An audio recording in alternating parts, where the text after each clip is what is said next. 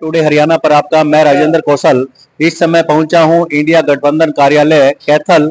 और जहां पर अगर बात की जाए, दर्शकों को मालूम है कि डॉक्टर सुशील गुप्ता जबरदस्त एक कुरुक्षेत्र के मैदान में अपनी सेना के साथ डटे हुए हैं। अगर बात की जाए तो डॉक्टर सुशील गुप्ता के साथ की और समर्थन की, तो उनके बड़े भाई मेरे सामने हैं। मैं बात करना चाहूंगा कि डॉक्टर सुशील गुप्ता के एक कुरुक्षेत्र के रण को लेकर के क्या कहना चाहते हैं, मैं बात करना चाहता हूँ।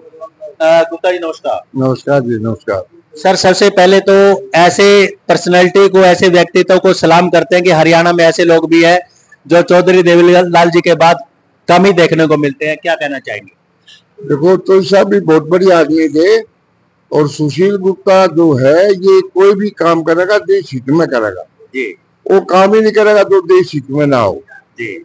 इसलिए इसको हम घर से बाहर निकाल रखे है भाई, देश सेवा में अलग। अच्छा, 7 भाई यहाँ हमें, एक भाई है। हाँ 7 भाई यहाँ, और एक भाई का फर्ज बनता है कि वो देश हित में ही काम करे। वाह जी वाह। हाँ, तो दोस्तों देखिए, कहीं ना कहीं देश हित के लिए बात गुप्ता जी के बड़े भाई हैं उन्होंने कही है। मैं जानना चाहूंगा कि डॉक्टर सुशील गुप्ता कौन से नंबर पर हैं और बड़े भाई होने के नाते वो क्या कहना चाहते हैं।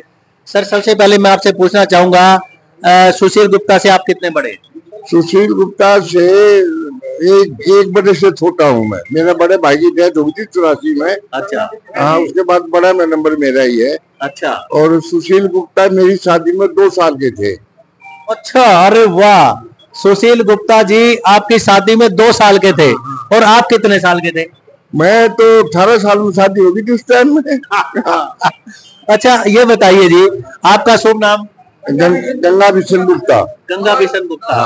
तो गुप्ता जी, आपसे जानना चाहेंगे, कुरुक्षेत्र के इस महाभारत में जहां सेनाएं आमने सामने है चुनावी रण में, तो सुशील गुप्ता को, छोटे भाई को आप कितना मजबूत मानते हैं? मजबूती है, वो देश के लिए काम कर रहा है, इससे मजबूती सबको पता है। ये कोयला चोर नहीं है। और वाह, ये कोयला चोर नहीं है जो मुकाबले में कहीं ना कहीं कोयले का दाग लगा हुआ है नवीन जिंदल पर। और बात ये है, और नवीन जिंदल भी अपना बच्चा है, वो मजबूर हो गए। वो पेशेवर आदमी है ना, वो डरता है मोदी से। अच्छा। हाँ, और हम जाती आदमी, हमारा डर तो पैदा नहीं है। अच्छा, ये बताओ, जितना ज्यादा पैसे वाला होगा क्या वो उतना सरकार से डरेगा? हाँ, पैसे चीज ही ऐसी है, जब दरख्त का फल लगा वो झुक जाता है। पैसा ज्यादा होने का भी एक बढ़िया बात नहीं है। पैसा तो उतना चाहिए जिससे काम चलता रहे। अरे वाह। हाँ। तो देखो दोस्तों, बड़े एक सामाजिक जीवन की बात है। और गुप्ता जी का साफ तौर पर कहना है, सुशील गुप्ता जी के बड़े भाई का, कि भाई जो पेड़ होता है वो दरख्त जितना फल लगता है उतना ही नम्र होता है, लेकिन पैसा ज्यादा होना भी ठीक नहीं, उतना होना चाहिए जितना से गुजारा ठीक चल सके। और चुनाव में अगर बात की जाए तो बात करूंगा, तो गुप्ता जी आप ये बताइए, अब 4 जून को रिजल्ट आएंगे, 25 तारीख को वोट पड़ेंगे, तो क्या लगता है डॉक्टर सुशील गुप्ता आपके भाई कितना मार्जिन से जीतेंगे? देखो, इस बात का तो मेरे को पता नहीं है। बाकी ये जरूर है, मैं कांग्रेस में रहा हूँ और कांग्रेस में जयराम जी हो जाएगी। जो आज के हमारे प्रधानमंत्री हैं, देश के प्रधानमंत्री हैं, वो जो सबसे पहले प्रधानमंत्री नेहरू जी को, उनको गाली देते हैं, उनको भाषा से ही नहीं बोलते। इस बात का मेरे को बड़ा दुख है। अच्छा। हाँ, क्या एक देश के प्रधानमंत्री के पद पर बैठ करके ऐसी बातें शोभा देती हैं? ऐसे नहीं देती। जो पहले जो भगवान का जालिए, जो हमारे बुजुर्ग हैं, उनको तो गाली देना एक महापाप है। उनकी बदनामी करना, वो खराब थे, वो ये थे, ये सबसे बुरी बात। तो फिर मोदी जी के क्या सलाह देना चाहेंगे आप? मोदी को जो कहे, अपने बुजुर्ग आदमियों को ऐसा ना बोलो। उन्होंने जो त्याग किया है, 15-20 साल कैद भी काटी है, 64 से ज्यादा भारत का देश का प्रधानमंत्री। उस टाइम अपने देश में कुछ भी नहीं था, हमारे गांव में बिजली नहीं थी। अच्छा। हाँ, उसके बाद बहुत मतलब देश में थी। और पहले प्रधानमंत्री है जिन्होंने 2 करोड़ रुपए देश को दिया। आज तक कोई ऐसा प्रधानमंत्री नहीं है, जवाहरलाल नेहरू का स्वाद जिसने देश को दिया हो। उससे अपने देश के पास पैसा ही तो बहुत थोड़ा पैसा था, 1 करोड़ रुपया रख के 2 करोड़ रुपये। और मोतीलाल नेहरू बहुत धन्यवान आदमी थे। उसके बाद उनका एक ही सपना था, मेरे लड़कों को प्रधानमंत्री। और गांधी जी के पास तो अपना चेक कोरे में साइन करके दिया करते। अरे वाह। हाँ, ये और हमारे दादाजी भी कैद करती है, उनके साथ लाठी डाके चला करते हैं। हम पुराने कांग्रेसी हैं और मैं कांग्रेसी में हूँ। अच्छा, छोटा भाई आम पार्टी में चला गया। अच्छा, आप कांग्रेसी हैं? मैं कांग्रेसी। जब से आपने होश संभाला तब से कांग्रेस के साथ है? मरते दम तक भी कांग्रेस का सिपाही दूंगा। अरे वाह।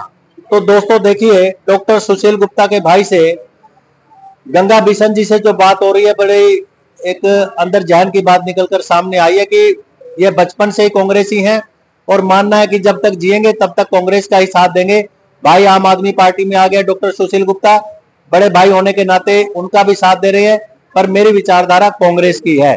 और अगर कुरुक्षेत्र के रण की बात की जाए तो नवीन जिंदल मुकाबले में है सुशील गुप्ता के और अभय चौटाला मुकाबले में है, तो थोड़ा सा बात करने चाहेंगे। आप गुप्ता जी ये बताइए, अभय चौटाला भी मैदान में है, नवीन जिंदल भी मैदान में है। हाँ। नवीन के रिश्तों के बारे में आपने कहा कि वो भी अच्छे हैं, तो अभय चौटाला के बारे में क्या कहेंगे? कोई आदमी बुरा नहीं है, अभय भी अच्छा है, ये भी अच्छा है। बाकी जो सुशील काम करेगा देश के लिए, अभी कभी भी नवीन जिंदल 10 साल रहा, कभी आज तक देश के बारे में उसने बोला नहीं। सुशील तो देश के बारे में बोलता है, प्रधानमंत्री से भी लड़ाई करता है, मधुआन सलाब करता है। ऐसे कैंडिडेट का क्या फायदा जाके पार्लियामेंट में दलित बात ही नहीं करेगा। गुप्ता जी, केजरीवाल जी को अंदर किया गया है, तो केजरीवाल जी की जो कहीं ना कहीं जनता की भावना है उनके पक्ष में जा रही है, एक ये कहते हैं कि भी गलत हो रहा है, आप क्या कहना चाहेंगे? देखो, मैं तो इन सारी बातों को ज्यादा पढ़ा लिखा नहीं हूँ। बाकी प्रधानमंत्री है देश का, ये किसी का भी कुछ भी कर सकता है। तो क्या फिर तानाशाह कहेंगे मोदी को? अब तानाशाह तो है ही, तो मैं क्या कहूँ, सारी पब्लिक है। ये हरियाणा की पब्लिक, हरियाणा का बच्चा बच्चा आज बीजेपी के खिलाफ है, और आप देख लेना। बहुत बहुत धन्यवाद। तो दोस्तों, बात करने का हमने एक प्रयास किया एक चुनावी माहौल में, और बड़ी गर्मा गर्म इस समय चुनावी सरगर्मियां हैं, तो ऐसे में डॉक्टर सुशील गुप्ता जी कुरुक्षेत्र के रण में कहां पर खड़े हैं, तो गंगा बिशन गुप्ता जी जो है उनके बड़े भाई हैं, उनसे बात करने का हमने यहाँ पर प्रयास किया टुडे हरियाणा के माध्यम से। और बड़ी पते की बात इन्होंने कही है कि मेरे लिए नवीन जिंदल भी बराबर है, अभय चौटाला भी बराबर है, अपने हक में सभी अपनी लड़ाई लड़ रहे हैं। पर कहीं ना कहीं मोदी जी के बारे में उन्होंने कहा कि प्रधानमंत्री के पद पर बैठ करके पिछले जो नेता है जो प्रधानमंत्री हुए उनके बारे में कम से कम अनाप शनाप बातें नहीं करनी चाहिए। दोस्तों, फिर कभी अगली खबर में मैं किसी नए शख्सियत से आपको मिलवाऊंगा, तब तक बने रहिए राजेंद्र कौशल के साथ। जय हिंद, जय भारत।